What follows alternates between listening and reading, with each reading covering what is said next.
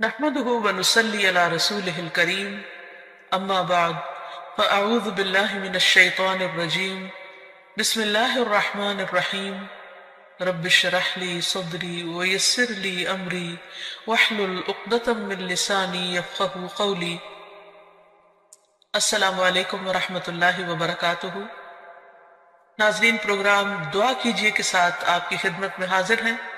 آج ہم انشاءاللہ دل کی سلامتی کے لیے دعائیں آپ کے ساتھ شیئر کریں گے، کیونکہ دل ہی تو سب کچھ ہے. اگر دل درست ہوا تو سب کچھ درست ہو جائے گا، اور اگر دل بگڑ گیا تو ہر چیز بگڑ جائے گی.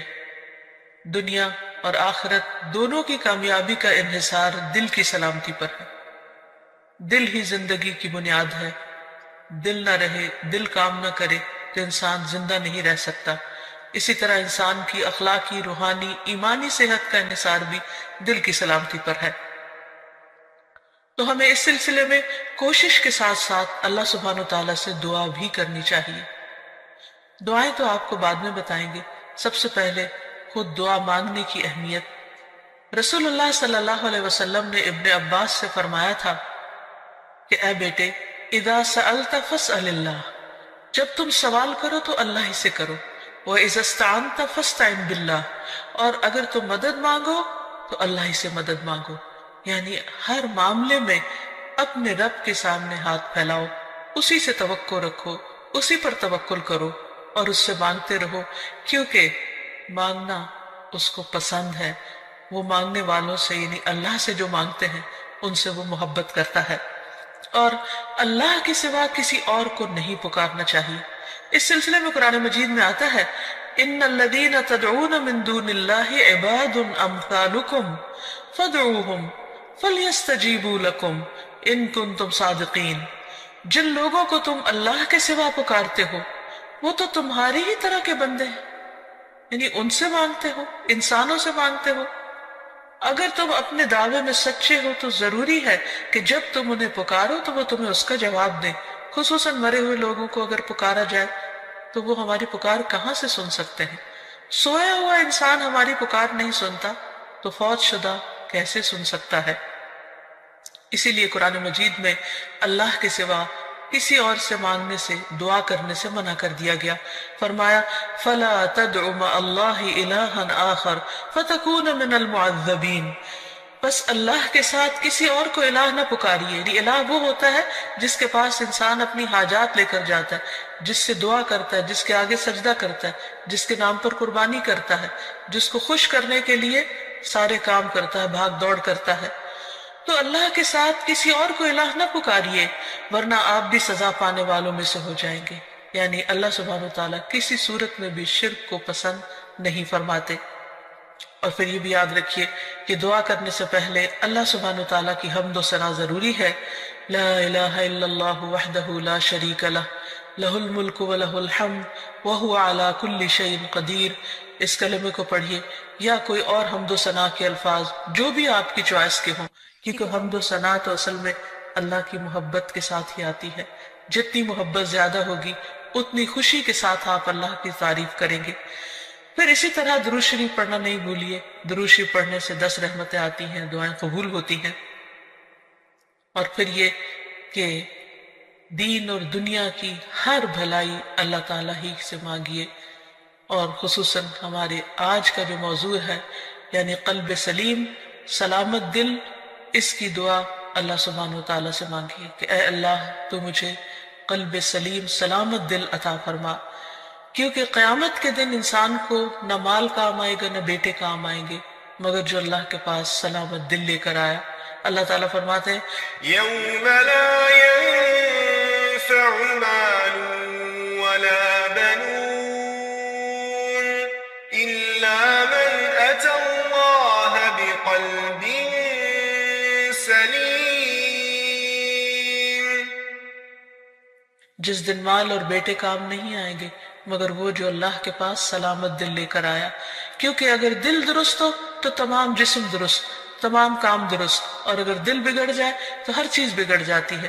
رسول اللہ صلی اللہ علیہ وسلم نے فرمایا بے شک جسم میں گوشت کا ایک ٹکڑا ہے، اگر اس کی اصلاح ہو گئی تو تمام جسم کی اصلاح ہو گئی، اور اگر وہ خراب ہو جاتا ہے تو سارا جسم خراب ہو جاتا ہے. سنو وہ دل ہے. اور پھر آپ نے دل ہی کی طرف اشارہ کرتے ہوئے فرمایا کہ التقوی ہا ہونا، تقوی یہاں پر ہوتا ہے، یعنی اللہ کا ڈر جو تمام معاملات کو درست کرتا ہے. دل کے سلسلے میں یہ بات بھی یاد رہے کہ دل کی حالت ہمیشہ بدلتی رہتی. اگر آپ ایک دفعہ اپنے دل کو صحیح رستے پر لے بھی آئے تو کوئی گارنٹی نہیں کہ وہ ہمیشہ صحیح رہے گا، کیونکہ اس کے پلٹنے میں کچھ دیر نہیں لگتی. اس بات کو حدیث میں بہت اچھی طرح بیان کیا گیا ہے. رسول اللہ صلی اللہ علیہ وسلم نے فرمایا بے شک قلب کو قلب اس لیے کہتے ہیں کہ وہ پلٹتا رہتا ہے، اور دل کی مثال تو اس پر کسی ہے جو کسی درخت کے تنے کے ساتھ لٹکا ہوا ہو اور ہوا اسے الٹ پلٹ کرتی رہتی ہو، کبھی سیدھا کبھی الٹا.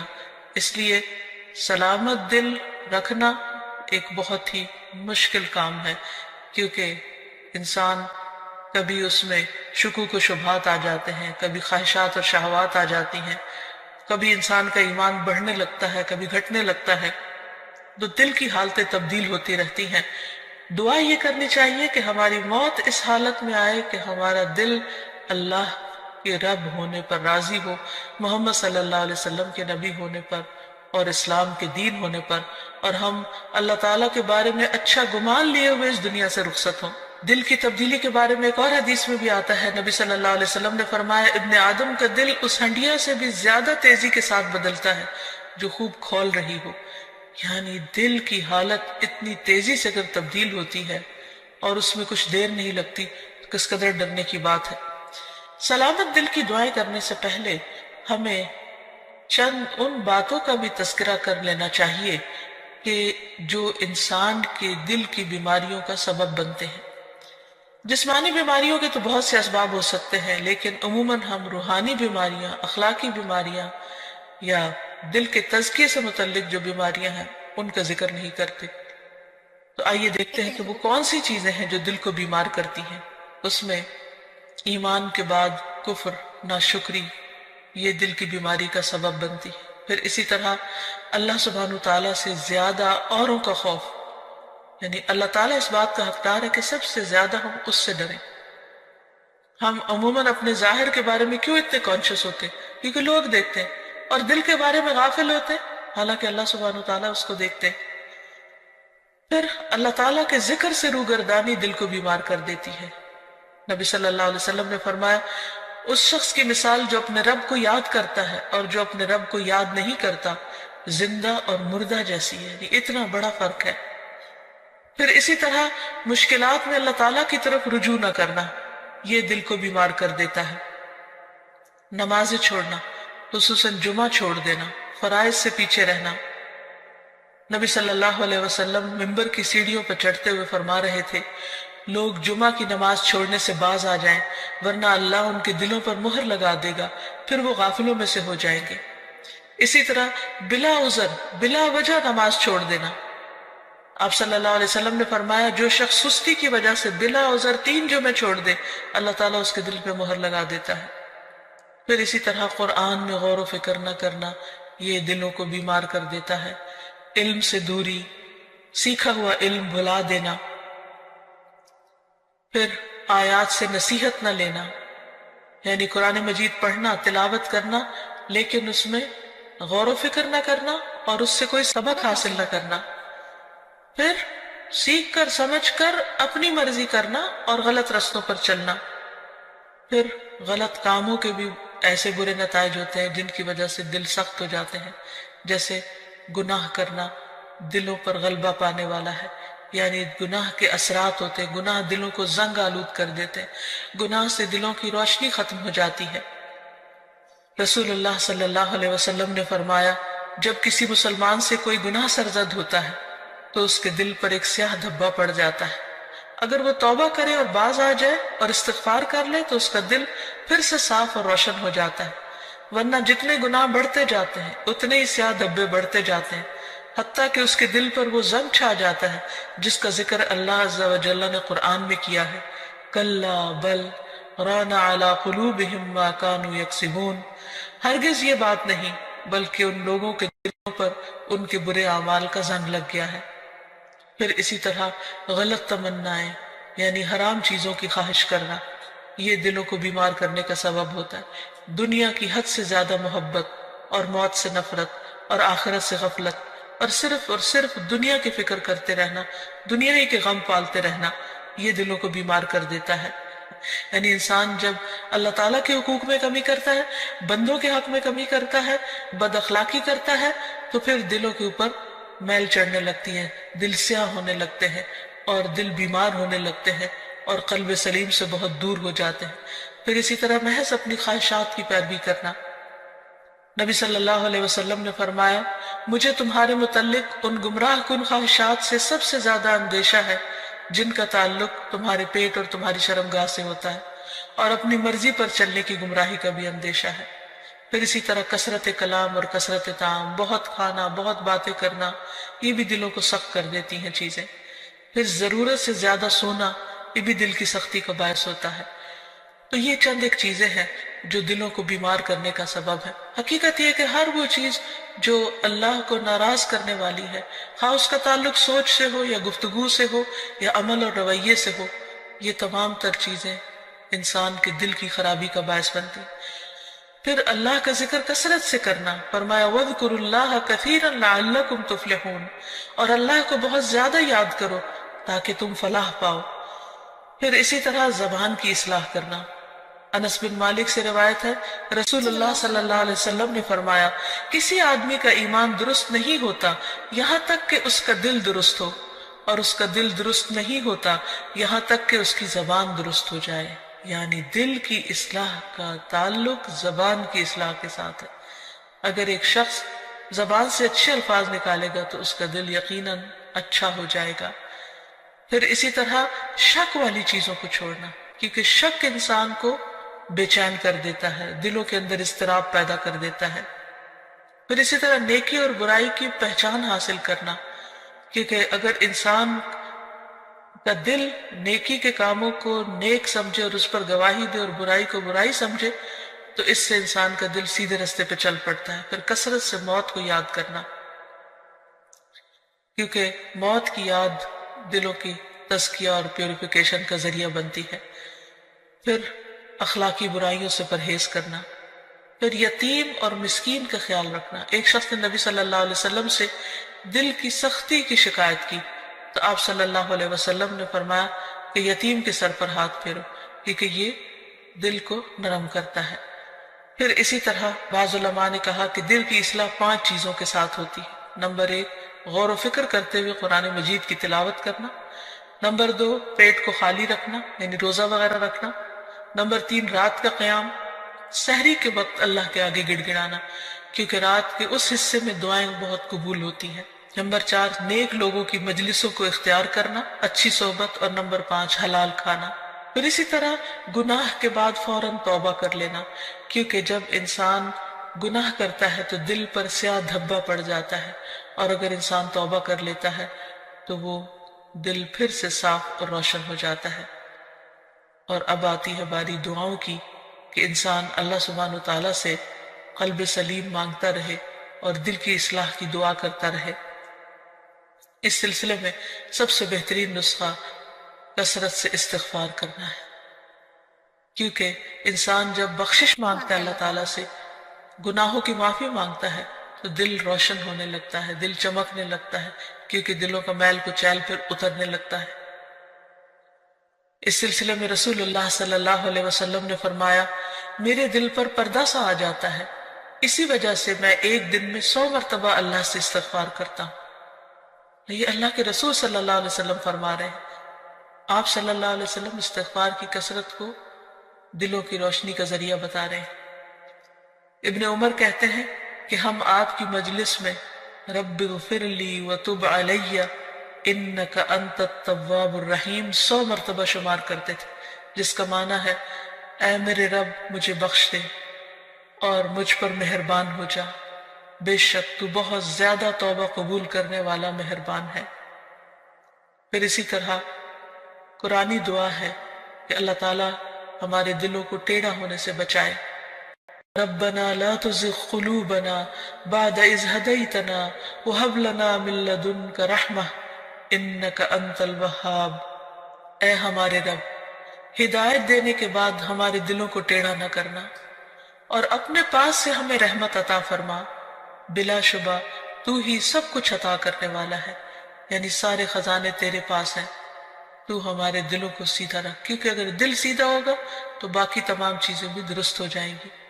پھر اسی طرح دل میں نور پیدا ہونے کی دعا کرنا، اور وہ ہے اللہم اجعل فی قلبی نورا، اے اللہ میرے دل میں نور پیدا کر دے، میرے دل میں روشنی پیدا کر دے، کیونکہ دل کی بھی آنکھیں ہوتی ہیں۔ اگر دل کی روشنی ہو تو انسان کو اچھے برے کا فرق نظر آنے لگتا ہے۔